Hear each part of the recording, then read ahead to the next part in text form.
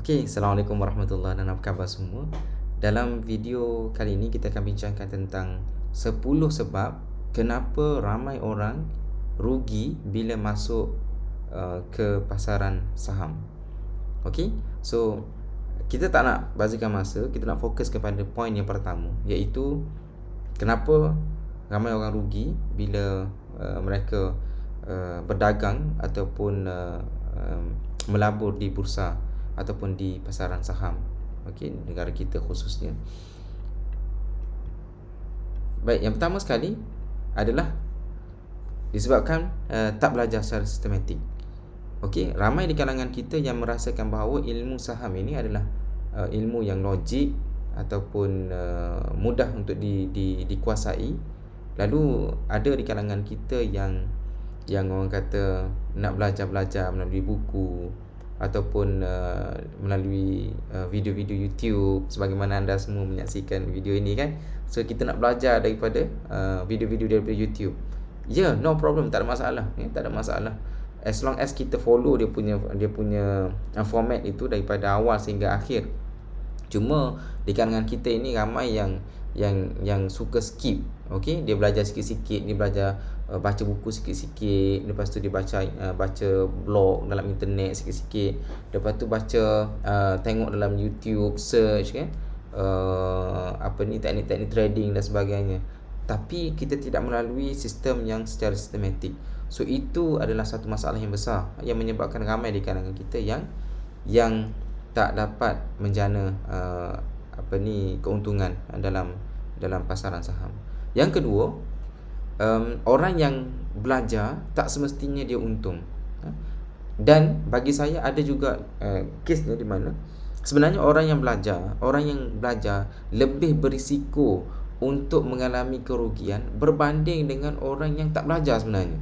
Okey, kenapa saya katakan orang yang belajar itu berisiko lebih tinggi berbanding dengan orang yang tak belajar? Kerana okey, anda bayangkan macam ni. Kalau anda belajar tentang breakout kan, teknik membeli secara breakout. So bila breakout kita beli. Orang yang tak belajar, dia takkan berani beli bila breakout. Okey, khususnya bila breakout itu all time high ke ataupun breakout 52 weeks high ke, dia tak akan berani masuk counter itu. Kerana apa? Dia akan rasa, wah, tingginya harga ni kan, sebelum ni tak pernah capai harga ni, tiba-tiba hari ni capai harga ni. Takutnya. Kalau orang tak belajar, dia takut nak masuk. Tapi orang yang belajar tapi tak habis ataupun tak amalkan ilmu yang dia belajar, dia pandai masuk. Okey, dia akan masuk. Bila breakout dia akan masuk. Tetapi ramai di kalangan kita yang belajar tapi dia tak pandai bila nak keluar. Okey, ramai yang masuk pandai tapi nak keluar dia tak tahu bila nak keluar. Menyebabkan ramai di kalangan orang yang belajar saham tersangkut di puncak. Itu yang dikatakan sebagai puncak bahagia kan. Yang tersangkut di puncak bahagia biasanya orang belajar, tapi dia belajar mungkin dia tak amalkan ilmu yang dia belajar, ataupun mungkin dia tak belajar habis. Okey, dia belajar cara nak masuk saja tapi tak tahu cara nak keluar. Okey, bila nak keluar, bila level yang sepatutnya dia cut loss dan sebagainya. So orang yang belajar sebenarnya lebih berisiko untuk rugi lebih besar. Ini pengalaman saya sendirilah. Waktu saya tak belajar dulu, saya bandingkan bila saya mula-mula belajar, dan sekarang ni alhamdulillah lah bila kita dah biasa kan. So kita dah tahu membaca market sikit sebanyak. Mungkin saya tak expert lagi, tapi alhamdulillah lah pengalaman ini mengajar diri ini. So kalau kita belajar tapi tak amalkan, ataupun belajar separuh jalan, ataupun tak complete kita belajar itu, ataupun tak amalkan apa yang kita belajar, kita akan lebih berisiko berbanding dengan orang yang tak belajar langsung. Orang yang tak belajar langsung, dia tak akan berani naik, dia tak akan berani masuk bila harga itu dah terlampau tinggi. Tapi orang yang belajar, dia akan berani masuk. Tetapi ramai di kalangan mereka yang terlekat di puncak. Bila breakout, bila dah harga itu dah jatuh melebihi line, line resistance tu tersupport itu, dia tak cut loss, menyebabkan dia terus loss sehingga akhirnya dia tak akan tak tahu bila nak keluar lah. Nak cut loss terlalu banyak. Okey. Yang kedua, belajar tapi tak amalkan, ataupun belajar tak complete. Yang ketiga, Ramai yang fail dalam saham ini adalah disebabkan oleh tak ada circle yang bagus. Okey, sebab itu bila kita berada dalam pasaran saham ini, kita kena cari rakan-rakan kita yang mempunyai aura yang positif yang sama. Okey, kita tak boleh duduk seorang-seorang dalam bilik kan, dengan bertemankan komputer kita dengan cat dan sebagainya. Seorang-seorang kita saja, tanpa melihat pasaran, tanpa melihat apa yang berlaku di luar sana, tanpa mengetahui apakah katalis-katalis, apakah yang orang tengah bincang dekat luar sana, apakah berita-berita terkini. So kalau tak ada circle yang positif, ini yang menyebabkan kadang-kadang ramai di kalangan kita yang fail ataupun mengalami kerugian dalam pasaran saham. Yang keempat, tak buat trading plan. Okey, dah belajar dah, tapi tak buat trading plan. Pandai masuk tapi tak tahu bila nak keluar. Poin sama dengan poin yang sebelum ini. Kita tahu bila nak masuk tapi tak tahu bila nak keluar. Cut loss nak cut dekat mana, nak ambil profit dekat mana. So ini satu masalah besar yang membelenggu ramai di kalangan pelabur-pelabur saham. Yang seterusnya adalah sepatutnya poin 5 selalu amalkan analisis harapan. Okey, sepatutnya kita buat teknikal analisis, kita buat fundamental analisis untuk mengetahui tentang syarikat di sebalik perniagaan di sebalik chart itu, dan analisa-analisa katalis dan sebagainya. Tapi ramai di kalangan kita yang mempunyai yang mempraktikkan analisa harapan, ataupun hope analysis. Hope analysis. So bila harga dah turun tu, kita masih lagi berharap supaya insya-Allah naik lagi, insya-Allah fundamental syarikat ni okey, cantik, semua perfect, cancelling pun okey, dia punya profit insya-Allah tiap tahun, setiap kuartal mesti ada profit. Tapi harga pada chart turun. So kita tak tahu bila nak naik. Sebab itu kita mengamalkan teknik analisa harapan ini yang akhirnya akan menyebabkan kita rugi dalam pasaran. Seterusnya, ikut buy call. Okey, beli sesuatu counter itu ikut buy call. Bila tengok dalam WhatsApp group, aku untung dah 10% hari ni, dengan counter ni, sekian kan, tak boleh ni, rugi. So kita pun tekan buy juga. So buy call, orang yang masuk disebabkan oleh buy call tu kadang-kadang okey sebenarnya. Orang yang memberi buy call itu sebenarnya dia bagi counter tu bagus. Tapi orang yang bagi buy call tu dia ada plan dia. Bila dia nak masuk, bila dia nak keluar. Okey, bila nak cut loss. Tapi kita yang follow saja ni, I follow you ni, kita tak tahu bila nak cut loss. Bila nak take profit. Sejauh mana saham itu dia boleh pergi.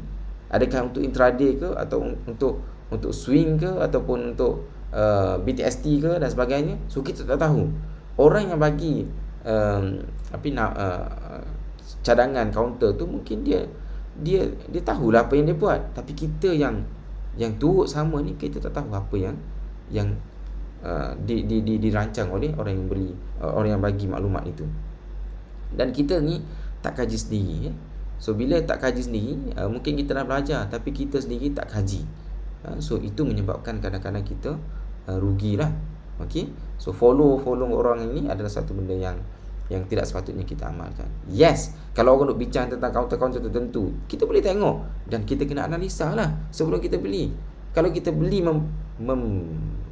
buta, menyebabkan akhirnya kita masuk pandai tapi tak tahu nak keluar. Sama juga. Seterusnya, kekeliruan identiti. Yang ni masalah besar juga tuan-tuan. Kadang-kadang kita masuk itu, kita niat untuk intraday. Ini biasa berlaku pada saya lah. Dulu-dulu. Bila kita belajar tentang ilmu intraday, kita masuk tu betul dah ilmu intraday.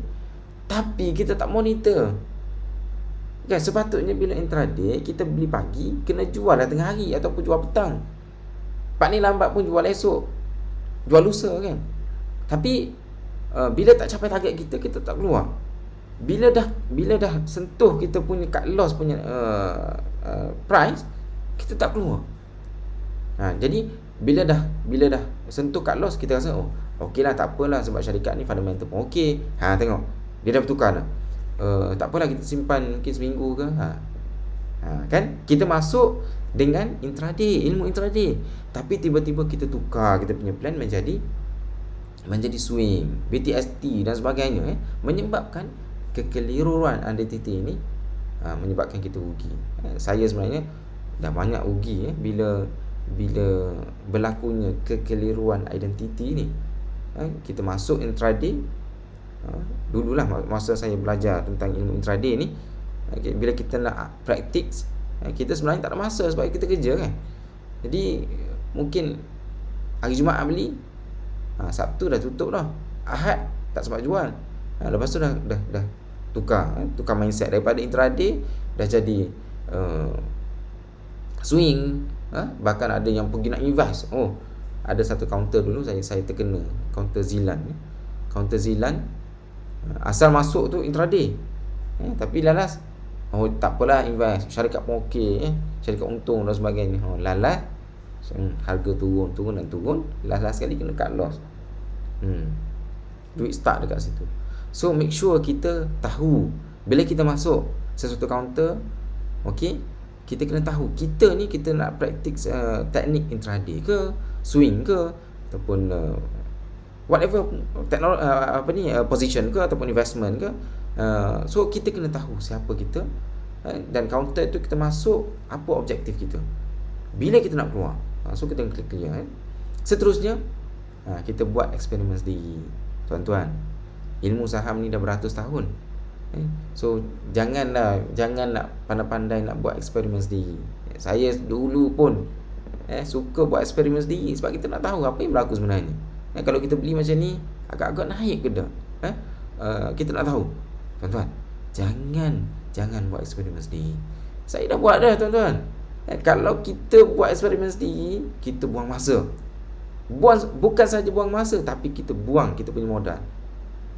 Baik kita berguru dengan orang yang dah berpengalaman, kita ambil saja pengalaman dia tu dan jadikan kita sebagai panduan untuk kita melayari bahtera dalam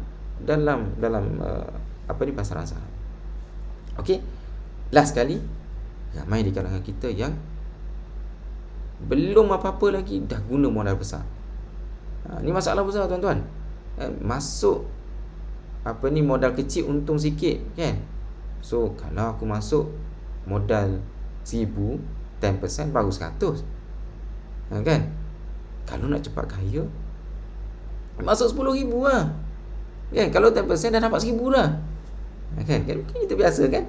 Dalam masa sehari dapat 10%, dalam masa 2-3 hari dapat 10% kan. So daripada bermula dengan 1,000 je satu counter, tiba-tiba kita upscale jadi 10,000 for each counter. So bila kita dah masuk macam tu, sebenarnya dia effects kepada psikologi kita. Kalau sebelum ni kita hanya prepare untuk loss, mungkin kalau 10% kita rugi dalam RM100 saja. Tapi bila kita modal dah 10,000 contohnya, kita akan loss dalam 1,000 kalau kita cut loss dalam 10%. So nasihat saya, jangan sesekali kita guna modal yang besar dalam pasaran saham. Okey, kalau boleh pun, tuan-tuan, sebab ramai yang suggest paper trade, tapi sebagai saya paper trade ni sebab dia tak ada emosi. Guna duit kita yang sebenar. Okey, saya rasa untuk satu counter, siapa-siapa yang baru belajar, satu counter 1,000 should be okay. Sebab kita memikirkan tentang brokerage fee juga, dia punya charge lain kan. Kalau kita guna modal yang sikit sangat, mungkin tak tercover lah modal cost tersebut. Jadi bagi saya 1,000 untuk satu counter itu dah sangat bagus, dan maksimum kita kena pegang dalam satu semasa adalah 3 counter. Okay? Not more than that. Kalau saya dulu, saya biasa nak pegang 5-6 counter, menyebabkan susah nak manage tau.